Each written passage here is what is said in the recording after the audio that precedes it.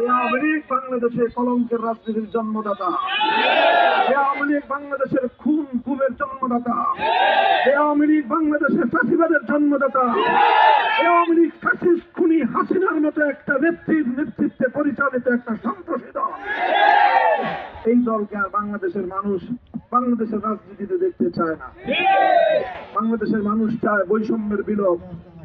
বাংলাদেশের মানুষ চায় সকল ধরনের বৈষম্য, অন্যায় এবং জুলুমের অবসান। বাংলাদেশের মানুষ আগামী দিনে ন্যায় এবং ইনসাফপূর্ণ একটি সমাজ দেখতে চায়। আপনারা চান তো? ইনশাআল্লাহ বৈষম্য বিরোধী আন্দোলনের নেতৃবৃন্দ ছাত্ররা যেভাবে তারা একটি নতুন বাংলাদেশ গড়ার জন্য তারা তীব্র কদমে এগিয়ে চলেছে, বাংলাদেশ খেলাফত মজলিস, যুব মজলিস, ছাত্র মজলিস এবং ভ্রাতৃপ্রতিম অন্যান্য সংগঠনগুলো, হেফাজতে ইসলাম সহ এদেশের আলেম সমাজ, ধর্মপ্রাণ মুসলমানরা নতুন বাংলাদেশ গড়ার প্রত্যয়ে ইনশাআল্লাহ গোটা বাংলাদেশে আমাদের এই সংগ্রাম অব্যাহত থাকবে। আগামী দিন বৈষম্য বিরোধী ছাত্র আন্দোলনের পক্ষ থেকে যে শহীদী মার্চের কর্মসূচি ঘোষণা করা হয়েছে, আমরা তার সঙ্গে সংহতি প্রকাশ করছি। এই শাহাদাতের রক্তকে বৃথা যেতে দেওয়া যাবে না। এই সকল বীর শহীদদের স্মরণকে কেন্দ্র করে, এই স্মরণকে স্মরণীয় রেখে আগামী দিনে একটি সুন্দর বাংলাদেশ গড়তে হবে, বৈষম্য মুক্ত একটি সমাজ গড়তে হবে।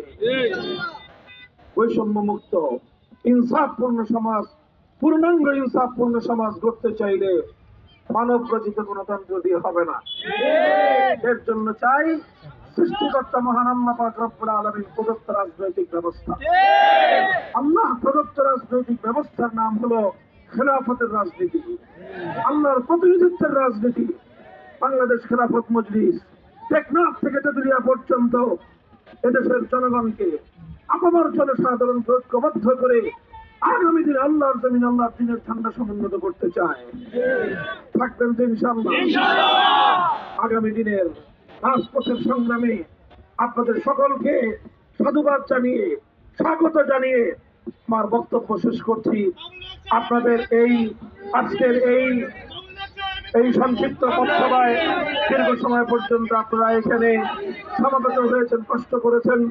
আপনাদের সকলকে আল্লাহ পাক রব্বুল আলামিন উত্তম বিনিময় দান করুন। আখিরু দাওয়ানা